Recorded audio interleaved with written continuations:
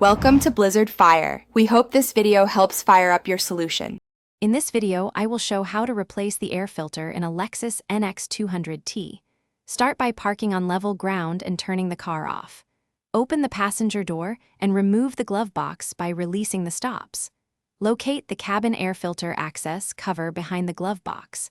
Keep the old filter for orientation so the new filter installs with the correct airflow direction. Dispose of the old filter responsibly.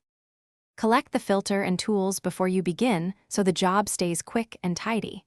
Confirm the replacement filter matches the vehicle model and fits snugly in the housing slot. Use a trim tool to gently release the glove box stops and lower the glove box without forcing it.